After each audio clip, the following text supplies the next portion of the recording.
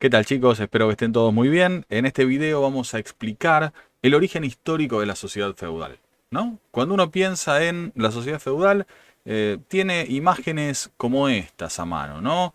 Caballeros, señores feudales, una vida basada sobre todo en el campo, ¿no? Acá tienen al señor, acá tienen a los siervos de la gleba, ¿no? A los campesinos que están trabajando la tierra y también la figura de la iglesia, ¿no? Los obispos, por ejemplo, el alto clero.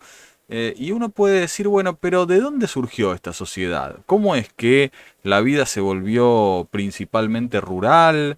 Las ciudades perdieron el peso que tenían en la antigüedad. ¿De dónde salieron los señores feudales? ¿No? Bueno, esas preguntas vamos a responder en este video. Repito, el tema es el origen histórico de la sociedad feudal. Y lo primero que tenemos que decir es que hay un cambio muy fuerte que se da a partir de la caída del Imperio Romano de Occidente, ¿no? Sobre todo, bueno, este acontecimiento que se da en el 476 de la era cristiana genera fragmentación del poder político.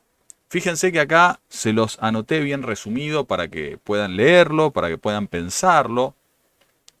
Claro, durante casi 1000 años, durante casi un milenio, el Imperio Romano había brindado unidad política y también unidad jurídica.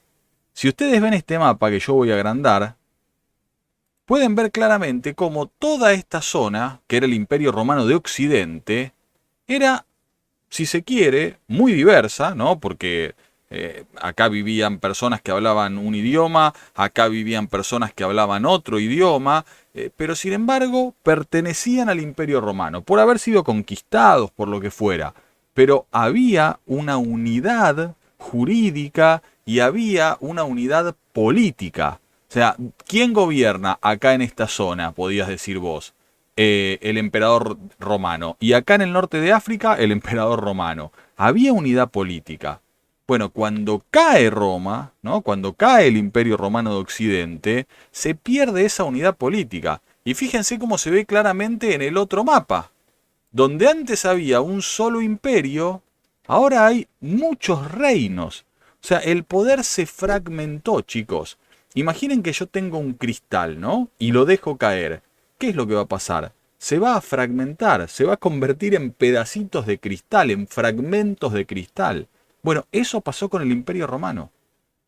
Cae y el poder político, esa unidad política que había, se fragmenta. Entonces tenés distintos reinos. El reino de los visigodos, por ejemplo, el reino de los francos, de los burgundios. O sea, muchos reinos donde antes había uno.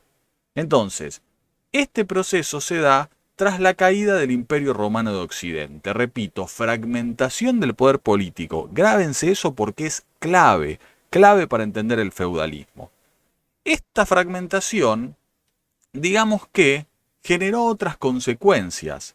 Por ejemplo, decayeron las ciudades. Acá se los anoté, decadencia de las ciudades y del comercio.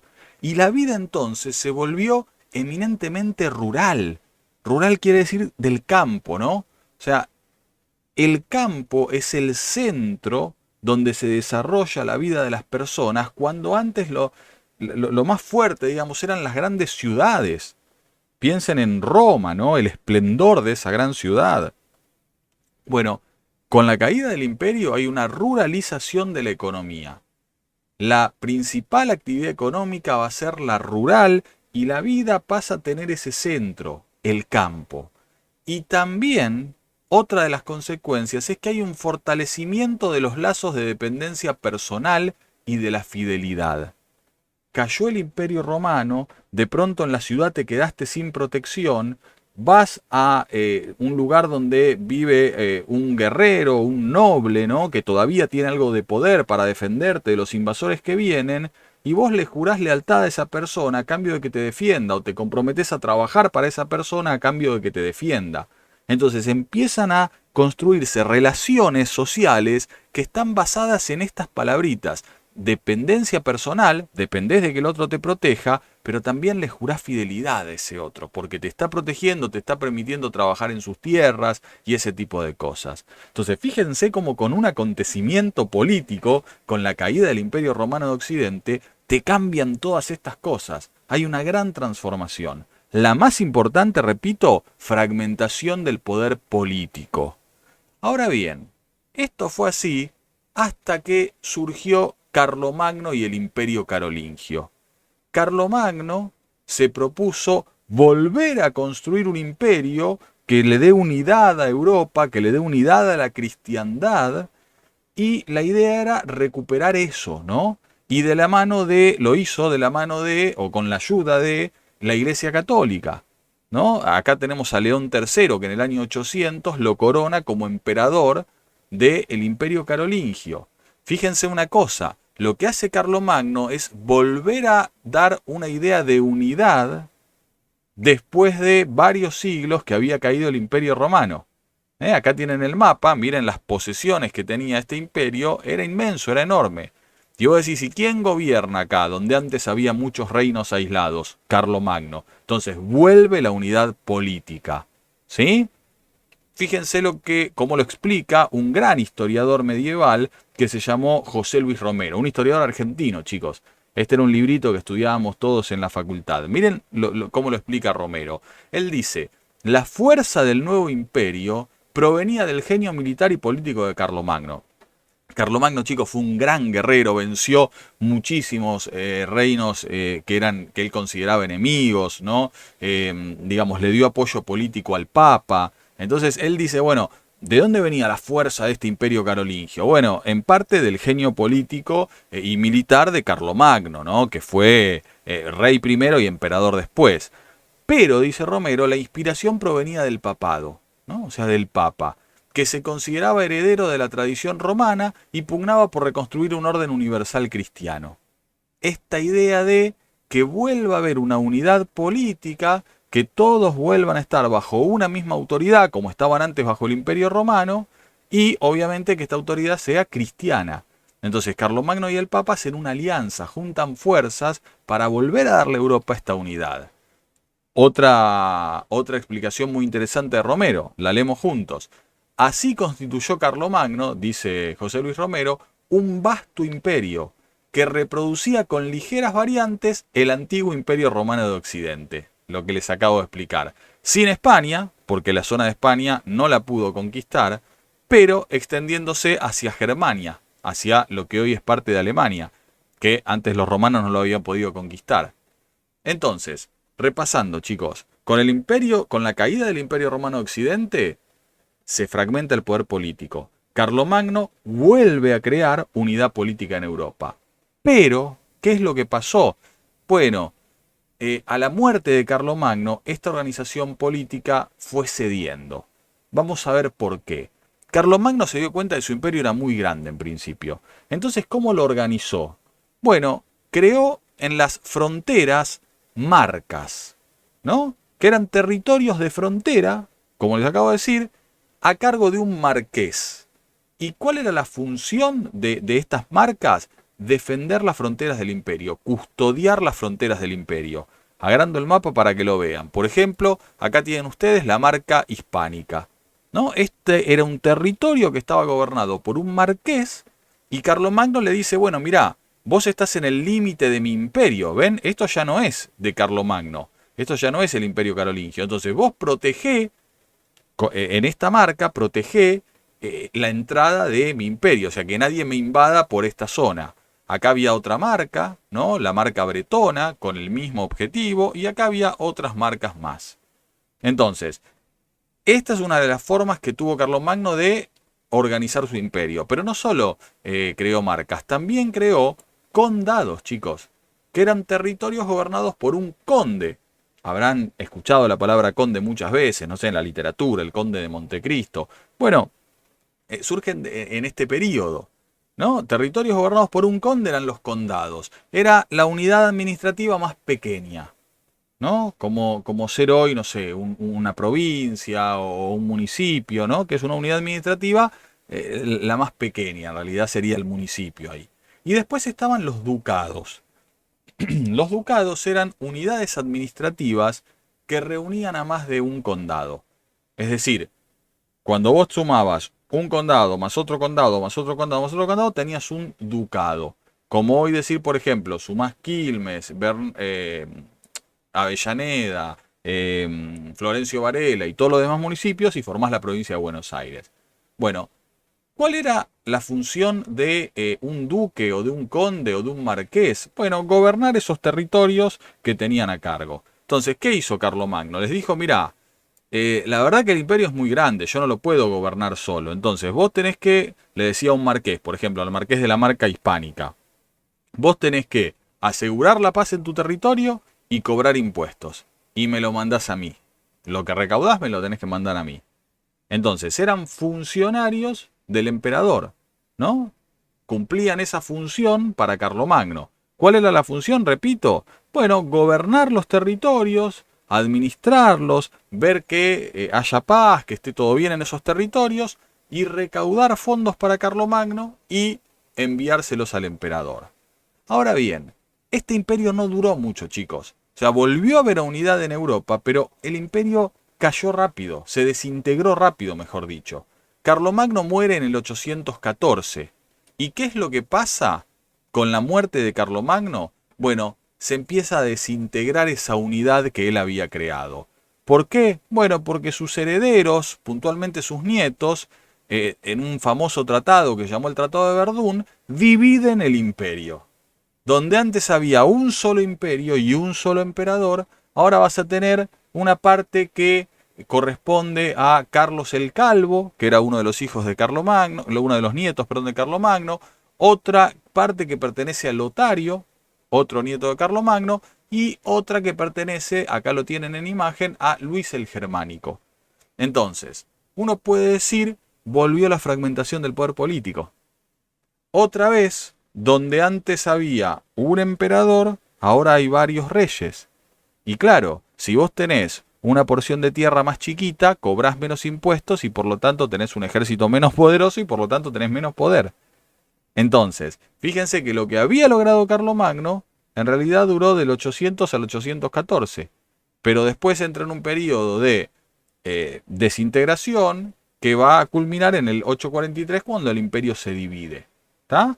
Entonces, esto, la desintegración del imperio carolingio, generó que de nuevo tengamos que hablar de fragmentación del poder político. Estos reyes ya no tienen el poder que tenía Carlomagno, sino que van a ser una especie de primus inter pares con la nobleza. ¿Qué quiere decir primus inter pares? Lo tienen acá. Es una expresión latina que quiere decir primero entre iguales. Es decir, estos reyes van a ser con los condes, con los duques, o sea, con el resto de la nobleza, los primeros, porque son reyes, pero no van a ser tan superiores a ellos. Carlomagno sí, Carlomagno era el emperador y estaba por encima de todos ellos. Pero estos reyes tienen menos poder de Carlomagno, el poder se fragmentó, se dividió. Entonces se los va a empezar a considerar, pasado el tiempo sobre todo, como primus inter pares, como primero entre iguales. Yo siempre doy este ejemplo para que lo entiendan, presten atención. Un delegado del curso, ¿no? Por ejemplo, hay un centro de estudiantes en la escuela, ¿no? Entonces se elige un delegado. Un delegado es el representante del resto de los compañeros. Es el primero, pero entre iguales.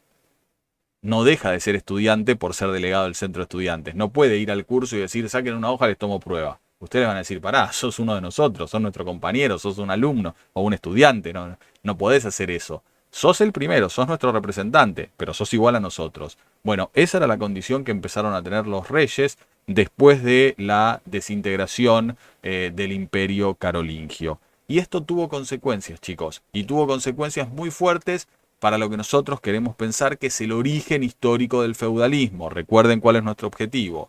¿Por qué? Porque la disolución del imperio carolingio hizo que el poder de los reyes se debilite y se fortalezcan ¿quiénes? Los nobles.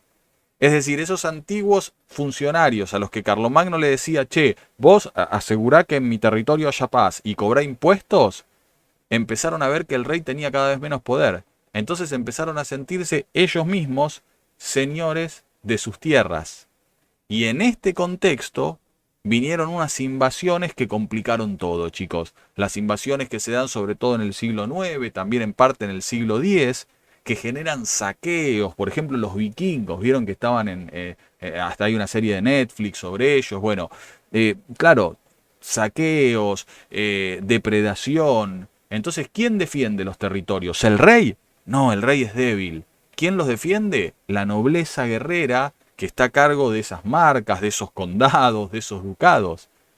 Entonces, en este contexto, los señores de esas tierras, los condes, los duques, los marqueses, cada vez más se empiezan a sentir importantes y se empiezan a sentir prácticamente casi propietarios de esas tierras. ¿Sí? Claro, son los que defienden los territorios y las poblaciones bajo su custodia.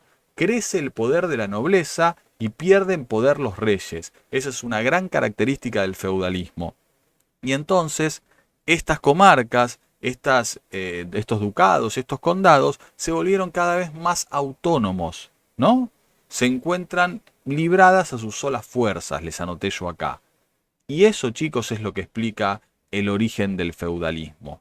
Es decir, esos antiguos funcionarios de Carlomagno, que cuando estaba Carlomagno sabían, tenían bien clarito que él mandaba, y ellos eran funcionarios que gobernaban para él, en nombre de él, esos, digamos, los sucesores de ellos, ven que los reyes que sucedieron a Carlomagno ya no son tan fuertes. Y ante esas invasiones toman un papel protagónico, defienden sus territorios, defienden a la gente bajo su custodia y empiezan a sentirse señores de esas tierras. Antes eran simples funcionarios, pero ahora cobraron más importancia y el rey está más débil, no es tan fuerte como antes, entonces ya no te puede atacar y sacarte tu puesto. Entonces esos nobles empiezan a sentirse, repito, señores de esas tierras y así surgen los señores feudales, chicos. Ese es el origen histórico del feudalismo y de la sociedad feudal. Miren qué clarito que lo dice de nuevo el maestro José Luis Romero. Esos territorios recibidos del rey para que los gobernaran, ¿no? Porque los nobles habían recibido esos territorios del rey para que los gobiernen, no para que sean de ellos, de los nobles, pasaron a ser cada vez más de la propia y absoluta jurisdicción de los señores. ¿Qué quiere decir Romero con esta frase? Que cada vez empezaron a sentir más señores de sus tierras. ¿No? El rey me la dio, sí, pero acá mando yo, dicen ellos. Ahora el rey es débil. Y entonces José Luis Romero dice que poco a poco estos señores comenzaron a considerar a los territorios como su propiedad, aun cuando reconocieran el mejor derecho del rey. Es decir, los señores feudales no le decían al rey, vos ya no gobernás, vos salí de acá, vos no sos nadie. No, reconocían que era el rey, reconocía que era un primero, pero entre iguales. Quien manda acá en estas tierras soy yo, dicen los señores feudales. Vos sos el rey, te reconozco que son tuyas, pero el que manda ahora en concreto soy yo. Y así surgió entonces la sociedad feudal, chicos.